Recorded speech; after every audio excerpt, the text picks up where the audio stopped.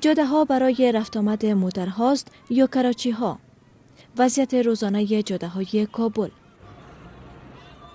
دستفروشان شهر کابل نه تنها پیاده‌روها را بر روی رفت آمد مردم دشوار کرده‌اند، بلکه گاهی عبور و مرور خطوط اصلی جاده ها را هم با مشکل مواجه می کنند. کار نیست، ما مجبور اینجا کراچی باز کنیم و از کرام نمیمانند، میگه او طرف رو آزار میدن.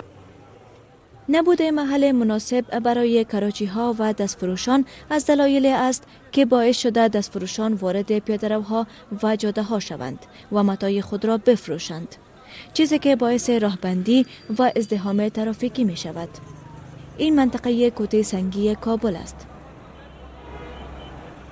احمد محصل پوهنتون می گوید به دلیل مشکلات اقتصادی نصف روز کار می کند و نصف روز درس می خواند. همراه ترافیک شاروال خب بسیار با تکلیف هستیم که زیاد به خاطر که جای نداریم، ما دیگه نمی سرک کار میکنیم یا اوسی میریم. شاروالی کابل میگوید برای دستفروشان جای مشخصی در نظر گرفته شده است و بعد از تعیین شدن جا اگر دستفروشان تخلف کنند با آنان برخورد قانونی می شود. مشخص بازار ما در جستجوی ساحات بدیل به دستفروشان هستیم. یک بازار مشخص را مد نظر گرفته ایم. در صورت که این جای جور شود و دستفروشان به آنجا نروند، پس ما مجبور هستیم برخورد قانونی با ایشان کنیم.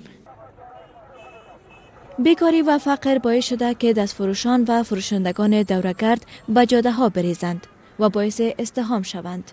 گاهی راهبندان در جاده های شهر کابل ساعتها وقت می گیرد.